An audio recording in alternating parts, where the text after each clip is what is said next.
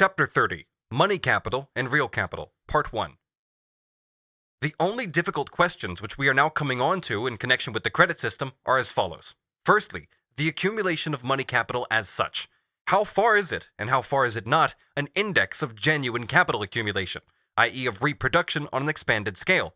Is the phenomenon of a plethora of capital, an expression used only of interest-bearing capital, i.e. money capital, simply a particular expression of industrial overproduction, or does it form a separate phenomenon alongside this? Does such a plethora, an oversupply of money capital, coincide with the presence of stagnant sums of money, bullion, gold coins, and banknotes, so that this excess of actual money is an expression and form of appearance of this plethora of loan capital? And secondly, to what extent does monetary scarcity, i.e. a shortage of loan capital, express a lack of real capital, that is, commodity capital and productive capital? To what extent, on the other hand, does it coincide with the lack of money as such, a lack of means of circulation? Inasmuch as we have so far considered the specific form of accumulation of money capital, and of money wealth in general, this reduces itself to the accumulation of proprietary claims to labor. Accumulation of capital in the form of the national debt, as we have shown, means nothing more than the growth of a class of state creditors with a preferential claim to certain sums from the overall proceeds of taxation. In the way that even an accumulation of debts can appear as an accumulation of capital, we see the distortion involved in the credit system reach its culmination. These promissory notes, which were issued for a capital originally borrowed but long since spent, these paper duplicates of annihilated capital, function for their owners as capital insofar as they are saleable commodities and can therefore be transformed back into capital. As we have seen, the ownership titles to joint stock companies, railways, mines, etc. are genuinely titles to real capital. Yet they give no control over this capital. The capital cannot be withdrawn. They give only a legal claim to a share of the surplus value that this capital is to produce. But these titles similarly become paper duplicates of the real capital, as if a bill of lading simultaneously acquired a value alongside the cargo it refers to. They become nominal representatives of non-existent capitals, for the actual capital exists as well, and in no way changes hands when these duplicates are bought and sold. They become forms of interest-bearing capital because not only do they assure certain revenues, but the capital values invested in them can also be repaid by their sale. Insofar as the accumulation of these securities expresses an accumulation of railways, mines, steamships, etc., it expresses an expansion of the actual reproduction process, just as the expansion of a tax list on personal property, for example, indicates an expansion of this property itself. But as duplicates that can themselves be exchanged as commodities and hence circulate as capital values, they are illusory, and their values can rise and fall quite independently of the movement in value of the actual capital to which they are titles. Their values, i.e. their listings on the stock exchange, have a necessary tendency to rise with the fall in the rate of interest, insofar as this is a simple result of the tendential fall in the rate of profit, independent of the specific movements of money capital, so that this imaginary wealth, which, according to its value expression, gives each person his adequate share of a definite original nominal value, already expands for this reason as capitalist production develops.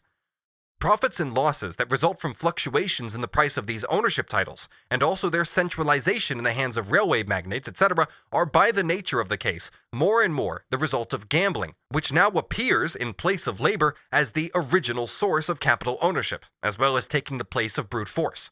This kind of imaginary money wealth makes up a very considerable part, not only of the money wealth of private individuals, but also of banking capital, as already mentioned. One point which we mention here, only to get it quickly out of the way, is that the accumulation of money capital might also be taken to mean the accumulation of wealth in the hands of bankers, moneylenders by profession, as intermediaries between the private money capitalists on the one hand and the state, local authorities, and borrowers engaged in the process of reproduction on the other. For the entire immense extension of the credit system, and credit as a whole, is exploited by the bankers as their private capital. These have their capital and revenue permanently in the money form, or in the form of direct claims to money. The accumulation of wealth by this class may proceed in a very different way from that of actual accumulation, but it proves in any case that they put away a good proportion of the latter. To reduce the question at issue here to narrower limits, government bonds, shares, and other securities of all kinds are all spheres of investment for loanable capital, for capital that is designed to be interest-bearing. They are forms for lending it out, but they are not themselves the loanable capital that is invested in them. On the other hand, insofar as credit plays a direct role in the reproduction process, what the industrialist or merchant needs when he wants to have bills discounted or take out a loan is neither shares nor government stock. What he needs is money. That is why he pledges or sells these securities if he cannot obtain money in any other way. It is this accumulation of loan capital that we have to deal with here, and moreover, the accumulation of loanable money capital in particular. What is involved here is not the lending of houses, machines, or other fixed capital, nor is it the advances that industrialists and merchants make to one another in commodities within the ambit of the reproduction process, although we shall also have to investigate that point in more detail. What we are concerned with here is exclusively the monetary loans that the bankers, as intermediaries, make to the industrialists and merchants. We will therefore start by analyzing commercial credit, i.e. the credit that capitalists involved in the reproduction process give one another. This forms the basis of the credit system. Its representative is the bill of exchange, a promissory note with a fixed date of payment, a document of deferred payment. Each person gives credit in one direction and receives credit from another. We shall start by completely ignoring banker's credit, which is an entirely separate and essentially different element.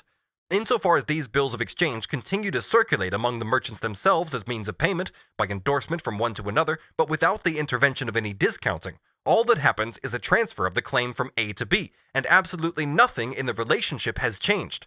One person simply takes the place of another. Say that spinner A has to pay a bill to cotton broker B, and the latter to importer C.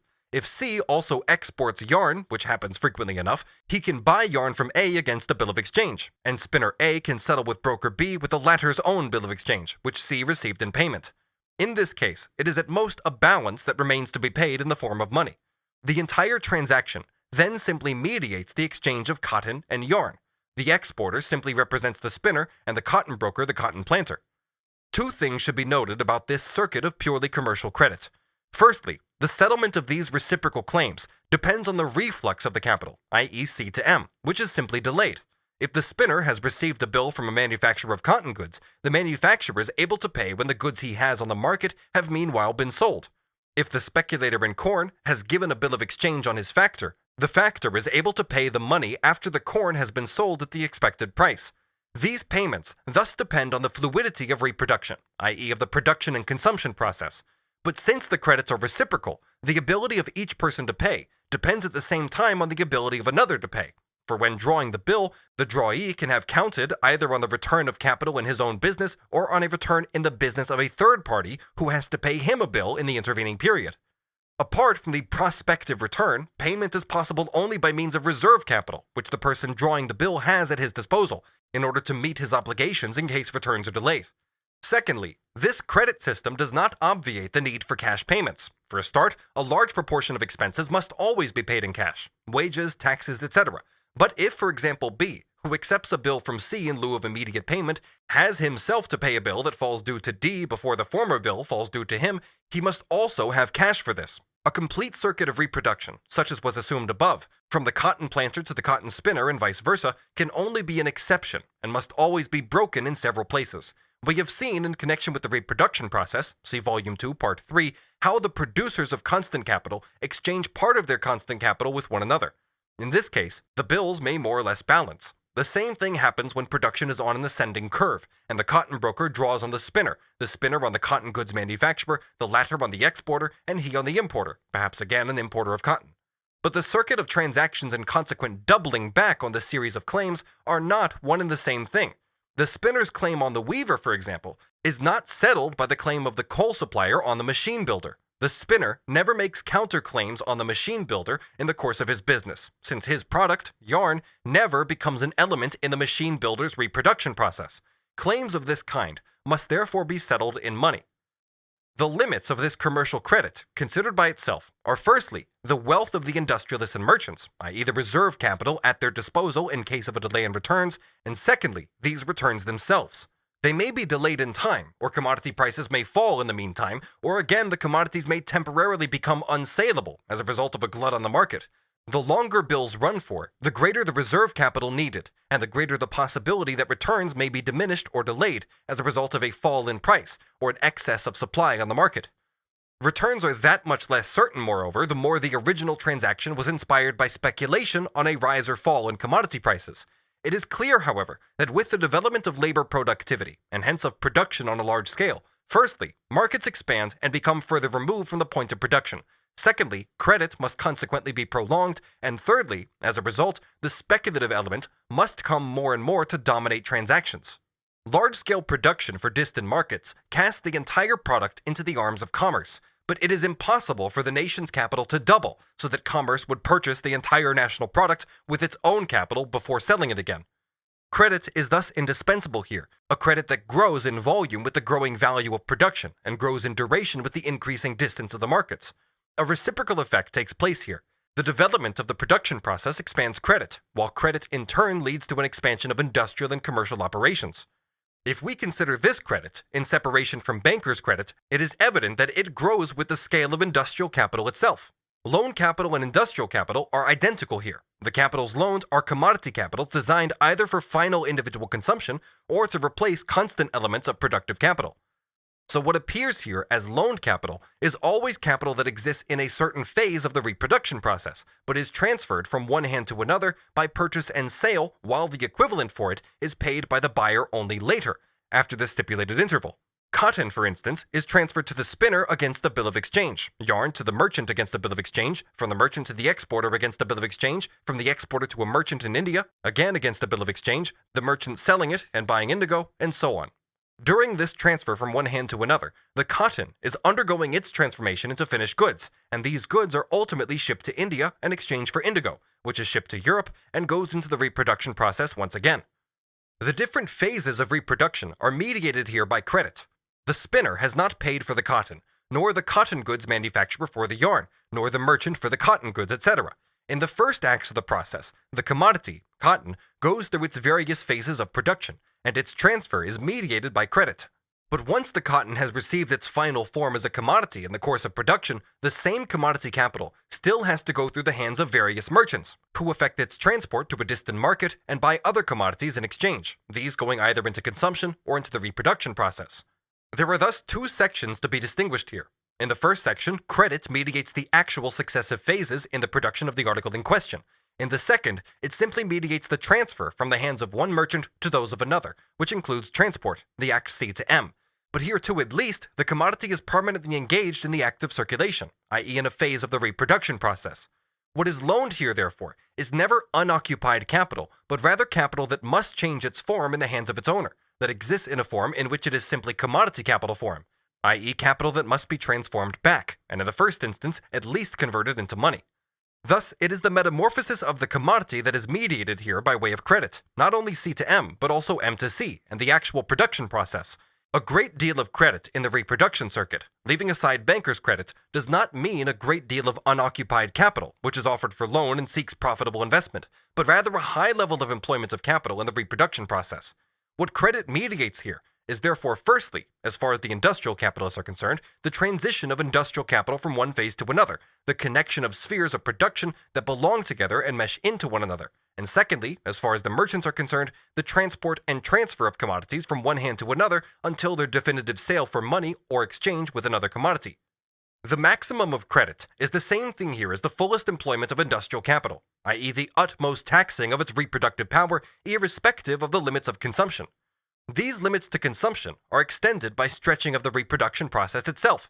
On the one hand, this increases the consumption of revenue by workers and capitalists, while on the other, it is itself identical with the stretching of productive consumption. As long as the reproduction process is fluid, so that returns remain assured, this credit persists and extends, and its extension is based on the extension of the reproduction process itself. As soon as any stagnation occurs, as a result of delayed returns, overstocked markets, or fallen prices, there is a surplus of industrial capital, but in a form in which it cannot accomplish its function. A great deal of commodity capital, but unsaleable. A great deal of fixed capital, but in large measure unemployed as a result of the stagnation in reproduction. Credit contracts firstly because this capital is unoccupied, i.e. congealed in one of its phases of reproduction because it cannot complete its metamorphosis, secondly because confidence in the fluidity of the reproduction process is broken, and thirdly because the demand for this commercial credit declines. The spinner who restricts his production and has a lot of unsold yarn in store does not need to buy cotton on credit. The merchant does not need to buy any goods on credit, as he already has more than enough. So if there is a disturbance in this expansion, or even in the normal exertion of the reproduction process, there is also a lack of credit. It is more difficult to obtain goods on credit. The demand for cash payment and distrust of credit selling is especially characteristic of the phase in the industrial cycle that follows the crash. In the crisis itself, since everyone has goods to sell and cannot sell, Even though they have to sell in order to pay, the quantity of capital blocked in its reproduction process, though not of unoccupied capital to be invested, is precisely at its greatest, even if the lack of credit is also most acute, and hence, as far as the bank credit goes, the discount rate at its highest. Capital already invested is in fact massively unemployed, since the reproduction process is stagnant. Factories stand idle, raw materials pile up, finished products flood the market as commodities. Nothing could be more wrong, therefore, than to ascribe such a situation to a lack of productive capital. It is precisely then that there is a surplus of productive capital, partly in relation to the normal, though temporarily contracted, scale of reproduction, and partly in relation to the crippled consumption. Let us conceive the whole society as composed simply of industrial capitalists and wage laborers. Let us also leave aside those changes in price which prevent large portions of the total capital from being replaced in their average proportions, and which, in the overall context of the reproduction process as a whole, particularly as developed by credit, must recurrently bring about a situation of general stagnation. Let us likewise ignore the fraudulent businesses and speculative dealings that the credit system fosters. In this case, a crisis would be explicable only in terms of a disproportion in production between different branches, and a disproportion between the consumption of the capitalists themselves and their accumulation. But as things actually are, the replacement of the capitals invested in production depends to a large extent on the consumption capacity of the non-productive classes, while the consumption capacity of the workers is restricted partly by the laws governing wages and partly by the fact that they are employed only as long as they can be employed at a profit for the capitalist class. The ultimate reason for all real crises always remains the poverty and restricted consumption of the masses, in the face of the drive of capitalist production to develop the productive forces, as if only the absolute consumption capacity of society set a limit to them. The only case in which we can speak of a genuine lack of productive capital, at least in the case of developed capitalist countries, is that of a general harvest failure, affecting either the staple foodstuffs or the principal raw materials for industry. But on top of this commercial credit, we also have monetary credit proper. Advances between industrialists and merchants fuse together with the advancing of money to them by bankers and moneylenders. In the discounting of bills of exchange, the advance is purely nominal. A manufacturer sells his product for a bill of exchange and discounts this bill with a bill broker, but in actual fact, the latter only advances his banker's credit, and the banker in turn advances the money capital of his depositors, who consist of the industrialists and merchants themselves, though also including workers by means of savings banks, as well as landlords and other unproductive classes. As far as each individual manufacturer or merchant is concerned, then, both the need for a strong reserve capital and dependence on actual returns are dispensed with.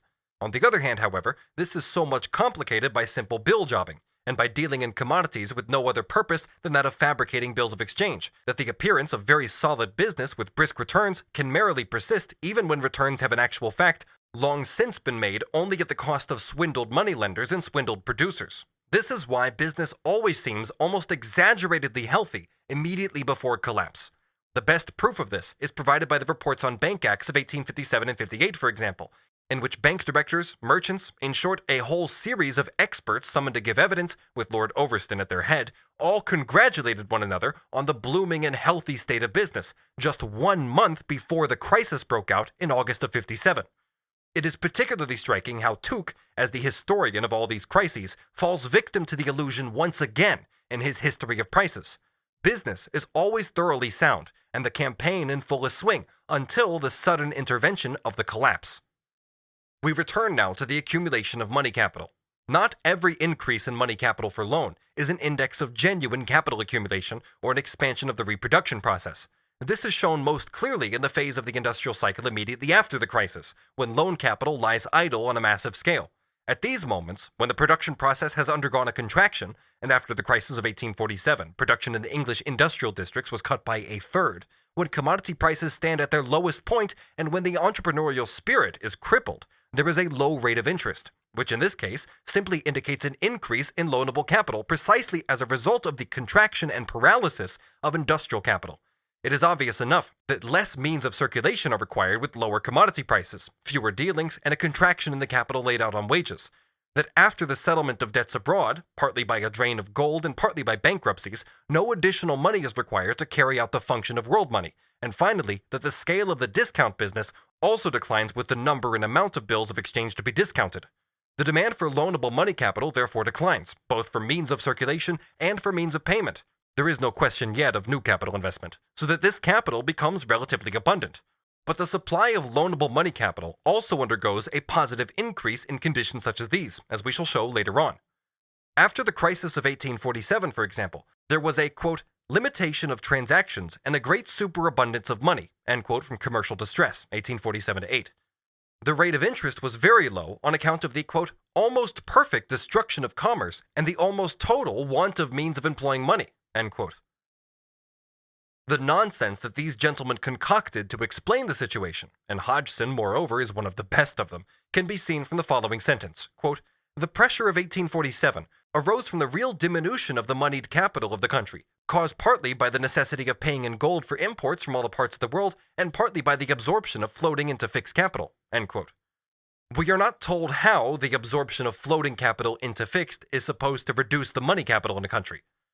In the case of railways, for example, which were the principal sphere of investment for capital at the time, no gold or paper is used to make viaducts and rails, and the money for railway shares, insofar as it is deposited simply for payments, functions just like all other money deposited with the banks, and even temporarily increases the loanable money capital, as we have already shown. To the extent that it is actually spent on construction, it circulates in the country as a means of purchase and payment. It is only insofar as fixed capital is not exportable, i.e. insofar as its export is actually impossible, so that no capital is obtained by way of returns for articles exported, including returns in cash or bullion, that the money capital can be affected.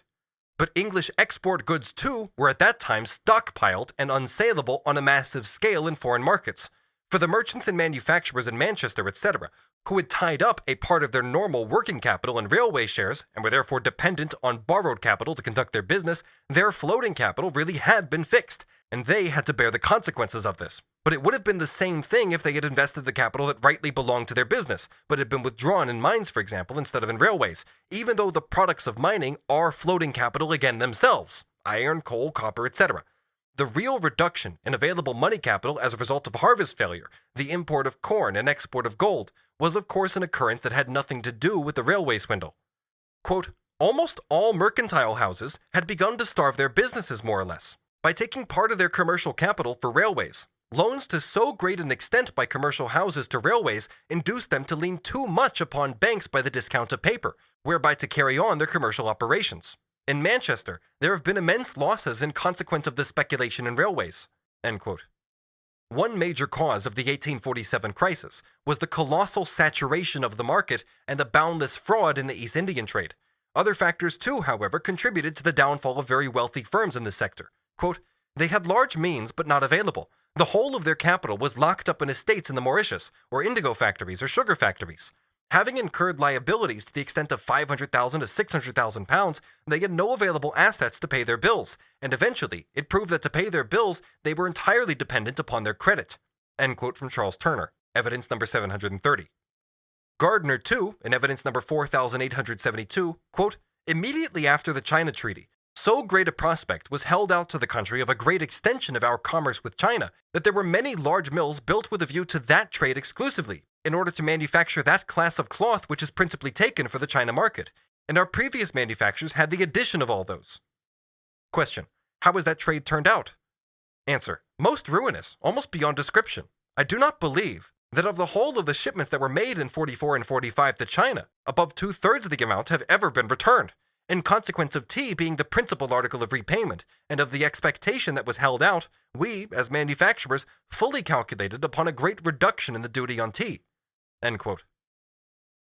Then we have the characteristic credo of the English manufacturer in a naive version, quote, our commerce with no foreign market is limited by their power to purchase the commodity, but it is limited in this country by our capability of consuming that which we receive in return for our manufactures. End quote. The relatively poor countries with which England trades can of course pay for and consume any amount of English manufactures, but unfortunately, rich England cannot assimilate the products sent in return. Quote, I sent out some goods in the first instance, and the goods sold at about a 15% loss, from the full conviction that the price at which my agents could purchase tea would leave so great a profit in this country as to make up the deficiency. But instead of profit, I lost in some instances 25 and up to 50%. Question. Did the manufacturers generally export on their own account? Answer. Principally the merchants, I think, very soon saw that the thing would not answer, and they rather encouraged the manufacturers to consign than take a direct interest themselves. End quote. In 1857, on the other hand, The losses and bankruptcies fell principally upon the merchants, as this time the manufacturers left them with the task of flooding the foreign markets on their own account. An expansion of money capital arising from the fact that, as a result of the spread of banking, see the example of the Ipswich Bank below, where in the few years immediately prior to 1857, the farmers' deposits rose 4 times over. What was formerly a private hoard or reserve of coin is now always transformed for a certain period into loanable capital. This expansion of money capital no more expresses a growth in productive capital than did the growing deposits in the London joint stock banks once these began to pay interest on deposits.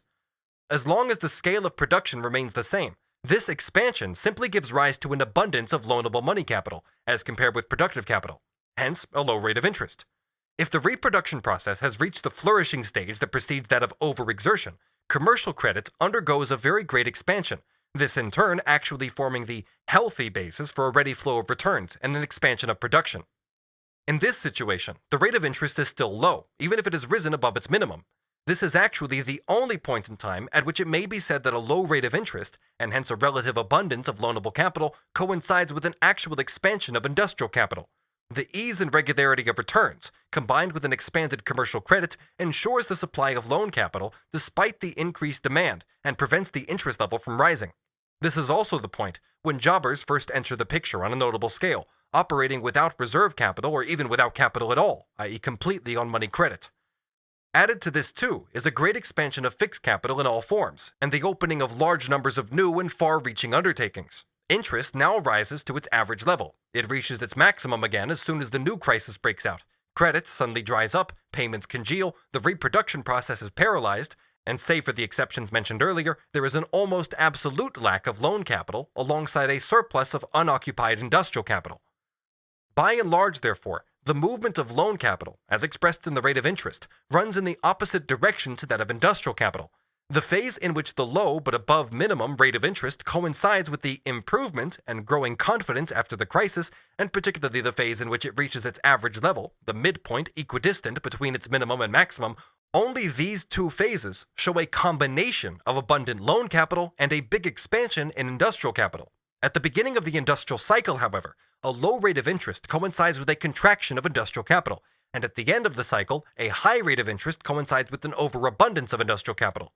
The low rate of interest that accompanies the improvement phase expresses the fact that commercial credit only needs a small amount of bank credit, since it still stands on its own 2 feet. This industrial cycle is such that the same circuit must periodically reproduce itself once the first impulse has been given. In the slack phase, production falls below the level it attained in the previous cycle and for which the technical basis is now laid. In the phase of prosperity, the middle period, it develops further on this basis. In the period of overproduction and swindling, the productive forces are stretched to their limit, even beyond the capitalist barriers to the production process. The reason for the lack of means of payment in the crisis period is self-evident. The convertibility of bills of exchange has replaced the metamorphosis of the actual commodities, and all the more so at such a time insofar as one group of firms is operating purely on credit. Ignorant and confused banking laws, such as those of 1844-5, may intensify the monetary crisis, but no bank legislation can abolish crises themselves. In a system of production where the entire interconnection of the reproduction process rests on credit, a crisis must evidently break out if credit is suddenly withdrawn and only cash payments is accepted, in the form of a violent scramble for means of payment. At first glance, therefore, the entire crisis presents itself as simply a credit and monetary crisis, and in fact, all it does involve is simply the convertibility of bills of exchange into money. The majority of these bills represent actual purchases and sales, the ultimate basis of the entire crisis being the expansion of these far beyond the social need. On top of this, however, a tremendous number of these bills represent purely fraudulent deals, which now come to light and explode, as well as unsuccessful speculations conducted with borrowed capital, and finally, commodity capitals that are either devalued or unsaleable, or returns that are never going to come in. It is clear that this entire artificial system of forced expansion of the reproduction process cannot be cured by now allowing one bank, for example the Bank of England, to give all the swindlers the capital they lack in paper money and to buy all the depreciated commodities at their old nominal values. Moreover, everything here appears upside down, since in this paper world the real price and its real elements are nowhere to be seen, but simply bullion, metal coin, notes, bills, and securities. This distortion is particularly evident in centers such as London, where the monetary business of an entire country is concentrated, Here, the whole process becomes incomprehensible. It is somewhat less so in the centers of production. It should also be remarked in passing, in connection with the overabundance of industrial capital that appears during crises, that commodity capital is inherently already money capital, i.e. a certain sum of value expressed in the commodity's price. As a use value, it is a certain quantity of particular useful objects, and these are present in excess at the moment of crisis. But as inherently money capital, potential money capital, it is subject to constant expansion and contraction. On the eve of the crisis, and during it, the commodity capital is contracted in its capacity as potential money capital. It represents less money capital for its owner and his creditors, also as security for bills of exchange and loans, than at the time it was bought, and when the discounts and loans made with it as security were concluded.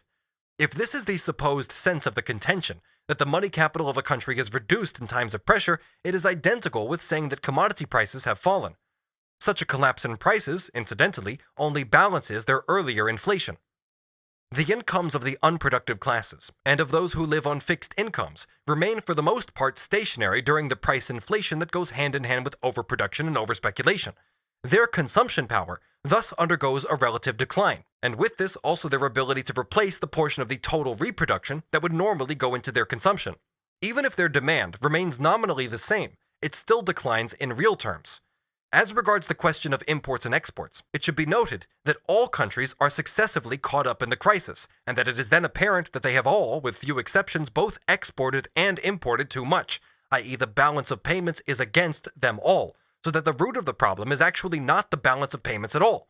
England, for example, suffers from a drain of gold. It has imported too much, but at the same time, every other country is overburdened with English goods. They too have imported too much, or been made to import too much. There is a distinction, however, between the country that exports on credit and those that do not, or only a little. The latter then imports on credit, and this is only not the case if the goods in question are sent out on consignment.